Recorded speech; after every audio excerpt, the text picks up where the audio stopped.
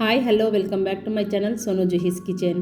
ఇవాల్టి వీడియోలో కమ్మగా నోరూరించే స్వీట్ డిజర్ట్ను చూపించబోతున్నాను. ఈ బ్రెడ్తో చేసే స్వీట్ డిజర్ట్ని తప్పకుండా ట్రై చేసి చూడండి. ఇక్కడ నేను ఈ స్వీట్ డిజర్ట్ను చేయడానికి 6 బ్రెడ్ స్లైసెస్ని తీసుకొని 4 ముక్కలుగా కట్ చేస్తున్నాను.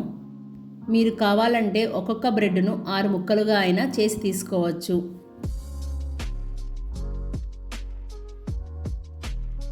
మొత్తానికి బ్రెడ్ని ఇలా కట్ చేసి తీసుకున్నాక ఇప్పుడు వీటిని ఫ్రై చేసుకోవడానికి మరో పక్కన స్టవ్ ఆన్ చేసి ప్యాన్లోకి 3 టేబుల్ స్పూన్ ఆయిల్, ఎలాంటి ఫ్లేవర్ లేని ఆయిల్ని తీసుకోవాలి. ఫ్లేవర్ ఉన్న ఆయిల్ని తీసుకుంటే ఈ స్వీట్ టేస్ట్ అనేది కొంచెం తగ్గుతుంది. అలాగే మనం చేసే ఈ స్వీట్ మంచి టేస్ట్గా రావాలంటే 3 టేబుల్ స్పూన్ నెయ్యిని తీసుకోవాలి. ఇలా నెయ్యి మొత్తం కరిగిపోయి బాగా వేడయ్యాక ఇప్పుడు ఇందులో పట్టెన్ని బ్రెడ్ ముక్కల్ని వేసి మీడియం ఫ్లేమ్లో ఫ్రై చేసుకుందాం. మనం ఈ బ్రెడ్స్ని ఎక్కువ ఫ్రై చేయవలసిన అవసరం లేదండి. కొంచెం కలర్ మారాక మరో పక్కకి టర్న్ చేసి ఇలాగే 2 పక్కల ఫ్రై చేసి తీసుకోవాలి. చూడండి ఎంత చక్కగా ఫ్రై అయిపోయాయో. ఇలా వీటిని ఫ్రై చేశాక మిగతా బ్రెడ్ ముక్కలన్నిటిని తీసుకొని బాగా ఫ్రై చేయండి.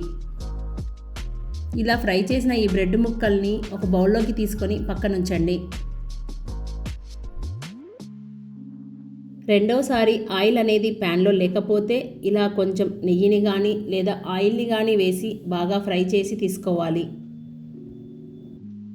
ఆయిల్ అనేది పూర్తిగా అబ్జర్వ్ చేసుకుంది కాబట్టి పైనుండి 1 టేబుల్ స్పూన్ నెయ్యిని ఇలా బ్రెడ్కి అప్లై చేస్తే సరిపోతుంది. చక్కగా ఫ్రై అయిపోతాయి.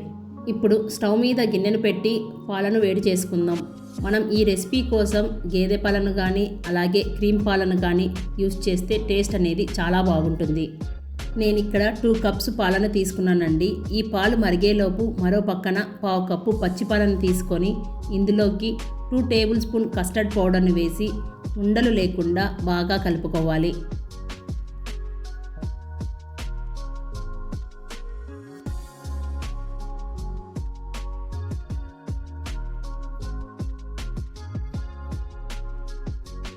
మనం తీసుకున్న క్వాంటిటీకి 5 టేబుల్ స్పూన్ల పంచదార అయితే సరిపోతుందండి. ఇక్కడ వీడియో క్లిప్ మిస్ అయింది.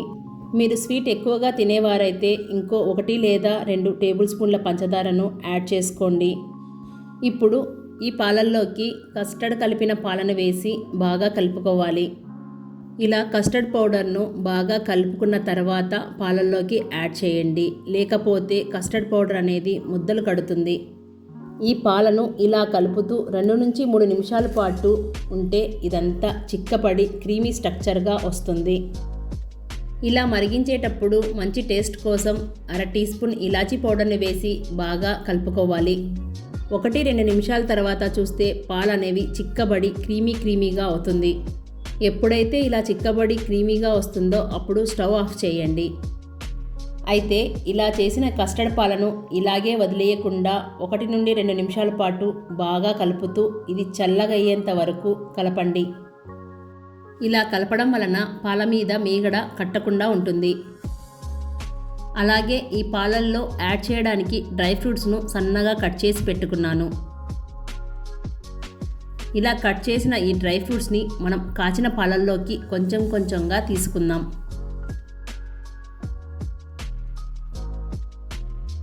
ఇలా డ్రై ఫ్రూట్స్ తీసుకున్నాక ఇప్పుడు సర్వ్ చేసుకోవడానికి ఒక బౌల్ని తీసుకొని ముందుగా మనం ఫ్రై చేసి పెట్టుకున్న బ్రెడ్ ముక్కల్ని ఇలా సెట్ చేసి దీనిపైన మనం కాచిన కస్టర్డ్ పాలను తీసుకుందాం. ఇప్పుడు ఇందులోకి మిగతా బ్రెడ్స్ని కూడా ఇలా సెట్ చేసుకొని మిగతా పాలను మొత్తం వేసుకుందాం. బ్రెడ్స్ అనేవి మొత్తం డిప్ చేసినట్టు కాకుండా ఇలా కొంచెం కనపడేలా పెడితే మనం తినేటప్పుడు కొంచెం క్రిస్పీగా కొంచెం సాఫ్ట్గా చాలా బాగుంటుంది. ఇలా రెడీ చేసిన ఈ స్వీట్ని ఇలాగే తినేయచ్చు. లేదంటే ఈ స్వీట్ని 1 లేదా 2 గంటల పాటు ఫ్రిడ్జ్లో పెట్టుకొని తింటే చల్లగా చాలా బాగుంటుంది. మీరు కావాలంటే ఈ స్వీట్ పైన ఐస్ క్రీమ్ వేసుకొని తిన్నా చాలా బాగుంటుంది. నేను చెప్పిన కొలతలతో మీరు కూడా ఇంట్లో తప్పకుండా ఈ స్వీట్ని ప్రిపేర్ చేయండి. ముఖ్యంగా పిల్లలైతే చాలా బాగా ఇష్టంగా తినేస్తారు. చివరగా గార్నిష్ కోసం సన్నగా తరిగిన డ్రై ఫ్రూట్స్ని తీసుకుందాం. అంతే, tasty bread sweet dessert ready అయిపోయింది. ఇలాంటివి మరెన్నో మంచి రెసిపీస్ కోసం సోను జుహీస్ కిచెన్ని సబ్స్క్రైబ్ చేసుకోండి. మీ ఫ్రెండ్స్ రిలేటివ్స్కి షేర్ చేయండి. అంతవరకు బాయ్ ఫ్రెండ్స్.